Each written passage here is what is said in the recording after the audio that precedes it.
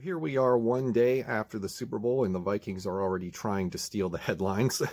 Not really, but it kind of feels that way maybe. But they waited until today to announce that they have promoted Klint Kubiak from quarterbacks coach to the new offensive coordinator for the Minnesota Vikings. He replaces his father, Gary Kubiak, who retired at the end of the 2020 season. And this will be the sixth offensive coordinator under Mike Zimmer for the Minnesota Vikings as we slowly head into the 2021 campaign. So a couple of things. I believe that this was inevitable, and I think most Vikings fans pretty much realized that the writing was on the wall, that Klint Kubiak was going to be promoted. The only question really was his age, given that he's only 33 years old. And it seems more like Zimmer gravitates towards older guys instead of, fresh ideas. Not that I think that Klint Kubiak's going to bring any fresh ideas. There will definitely be some departures from his father's scheme and philosophy.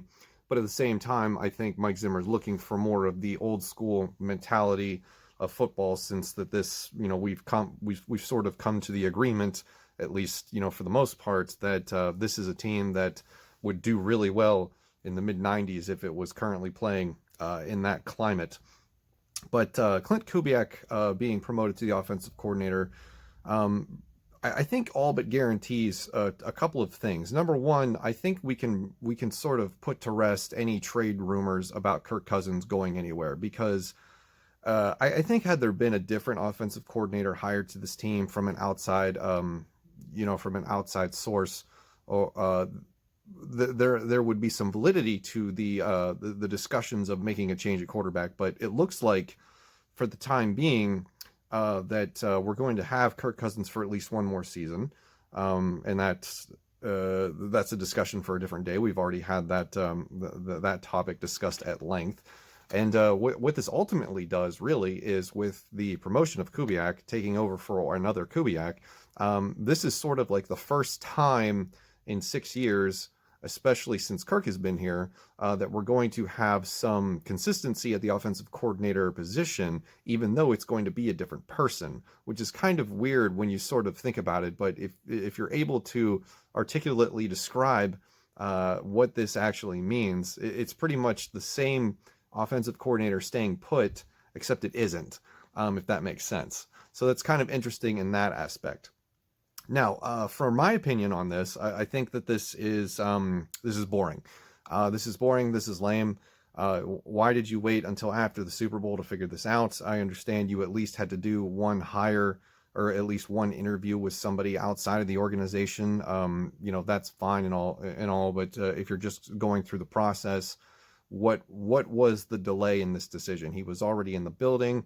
You knew the benefits of hiring him, which were, you're going to keep the same offensive scheme. You're going to keep you're going to be able to retain a lot of the coaches on the staff because they'll want to stick around with Klint. And you're going to be able to, entice the return of the offense that is led by Kirk Cousins, and sort of, quell any of those rumors. What was the delay? You could argue that maybe you were waiting for Eric Bieniemy to be done with the playoffs. Maybe now you even, take a look at Byron Leftwich, who's probably going to get head coaching offers at the end of next season. Why wait? Basically is the point here. But in the end, what is done is done. Klint Kubiak will be the new offensive coordinator for the Minnesota Vikings. I expect more of the same. I don't expect any big changes in this offense. It's going to be a run-first offense. What the splits will be, who knows? My one concern is that Klint is stepping into a role that he's never done before, in a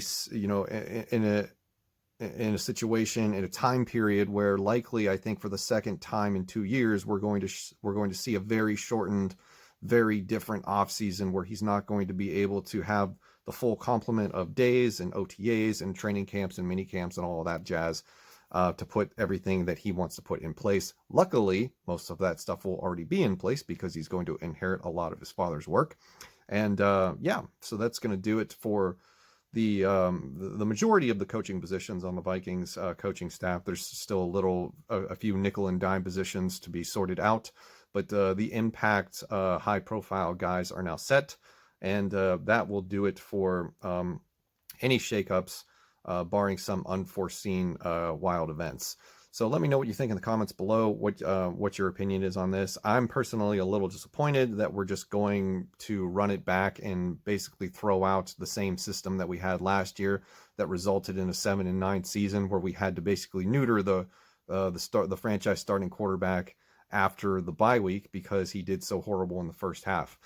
Maybe they'll be able to make some adjustments. We don't know what sort of influx of talent we're going to get. We don't know what sort of exodus of talent that we're going to get. So there's a long way to go. This is one of the better times of the year, other than actually getting to watch the games, is to talk about all the speculation and roster changes, scheme changes, and changes that we'll be anticipating for the next season. So that's going to do it for this video. Thank you for watching, and I'll see you in the next one.